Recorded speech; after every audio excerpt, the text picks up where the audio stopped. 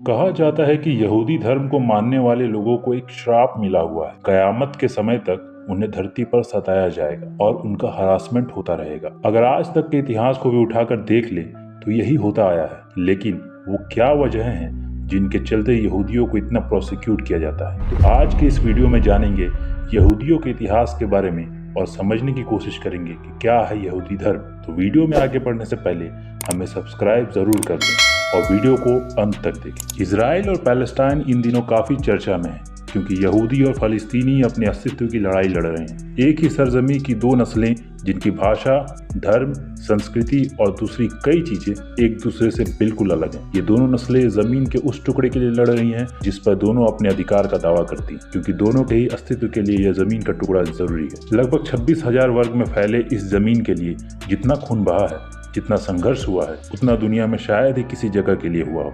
पूरी दुनिया में इस वक्त इजराइल बनाम फिलिस्तीन की लड़ाई और इतिहास के बारे में चर्चा चल रही है। इस लड़ाई के धार्मिक पक्षों पर भी लोग बातें कर रहे हैं। दरअसल लड़ाई भी कुछ धार्मिक स्थलों को लेकर ही है जिस पर मुस्लिम, यहूदी और क्रिश्चियन तीनों ही धर्मों के लोग अपना अधिकार मानते हैं। ऐसे में यह जानना काफी जरूरी है कि आखिर यहूदी धर्म क्या है और इसका मुस्लिम और क्रिश्चियन धर्म से क्या कनेक्शन है। यहूदी धर्म काफी पुराना माना जाता है। दुनिया के प्राचीन धर्मों में से एक यहूदी धर्म कई मायनों में बाकी धर्मों से एकदम जुदा है। यहूदी मोनोथिज्म में विश्वास करते हैं। मूर्ति पूजा को इस धर्म में पाप समझा जाता है। करीब 4000 साल पुराना यहूदी धर्म वर्तमान में इजराइल का राजधर्म है और यहूदी धर्म की सबसे अधिक संख्या इजराइल में ही मौजूद है। इस धर्म की शुरुआत पैगंबर अब्राहम ने की थी। अब्राहम को ईसाई और मुस्लिम भी ईश्वर का दूत कहते हैं। इनके पहले बेटे का नाम इसहाक और दूसरे बेटे का नाम इस्माइल था। अब्राहम के बेटे याकूब, जिसका दूसरा नाम इजराइल था, कि एक बेटे का नाम जुदा था, जिसके वंशज यहूदी कहे जाते हैं और उनका धर्म यहूदी धर्म कहलाता है। याकूब के 12 बेटे और एक बेटी थी। इन 12 बेटों ने 12 यहूदी कबीले बनाए। इनकी भाषा हिब्रू थी और धर्म ग्रंथ तनक। ये लोग यरूशलेम और यूदा के इलाके में रहते थे। करीब 2200 साल पहले पहला यहूदी राज्य अस्तित्व में आया था। यहूदी अपने ईश्वर को यहोवा कहते हैं। यहूदी मानते हैं कि सबसे पहले ये नाम ईश्वर ने हजरत मूसा को सुनाया था। ये शब्द ईसाइयों और यहूदियों के धर्म ग्रंथ बाइबल के पुराने नियम में कई बार आता है। यहूदियों की धर्म भाषा इब्रानी यानी हिब्रू और यहूदी धर्म ग्रंथ का नाम तनक है, जो इब्रानी भाषा में लिखा गया है। इसे तालमुद या तोरा भी कहते हैं। असल में ईसाइयों की बाइबल में इस धर्म ग्रंथ को शामिल करके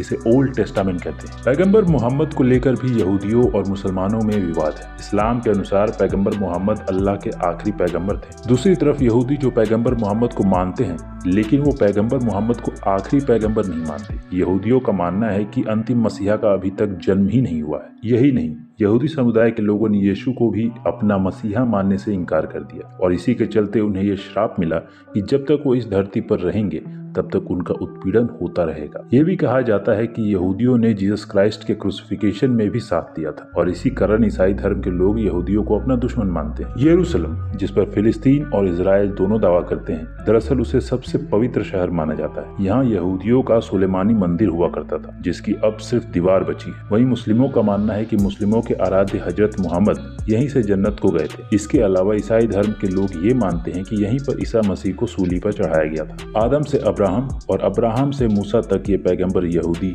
ईसाई और इस्लाम सभी के एक ही हैं। अब यहूदियों को मूसा के बाद के पैगंबर के आने का इंतजार है। मिस्र शासक के फर्राओं के जमाने में पैदा हुए पैगंबर मूसा को ही यहूदी समुदाय का प्रमुख व्यवस्थाकार और यहूदी धर्म का संस्थापक माना जाता है। माना जाता है कि उनकी मां ने उन्हें नील नदी में बहा दिया था और फर्राओं की पत्नी ने उन्हें पाला था, जिससे बड़े होकर वे मिस्र के राजकुमार बने। लेकिन बाद में उन्हें मालूम हुआ कि वे यहूदी हैं, तो उन्होंने यहूदियों को इकट्ठा कर उन्हें जागरूक किया। मान्यता है कि मूसा को एक पहाड़ पर परमेश्वर का साक्षात्कार हुआ और परमेश्वर की मदद से उन्होंने फराओ को हराकर यहूदियों को आजाद कराया और यहूदियों को मिस्र से इजराइल पहुंचाया। उन्होंने इजराइलियों को ईश्वर से मिले 10 आदेश भी दिए, जो यहूदी धर्म के प्रमुख सिद्धांत हैं। इसके बाद यहूदी धर्म में दाऊद और उसके बेटे सुलेमान प्रमुख शख्सियत आए। इस समय यहूदियों ने खूब तरक्की की। अब्राहम और मूसा के बाद दाऊद और उसके बेटे सुलेमान को यहूदी धर्म में अधिक आदरणीय माना जाता है। सुलेमान के समय दूसरे देशों के साथ इजराइल के व्यापार में खूब उन्नति हुई। सुलेमान का यहूदियों के उत्थान में महत्वपूर्ण योगदान रहा। 37 वर्ष के शासन के बाद सन 937 ईसा पूर्व में सुलेमान की मृत्यु हुई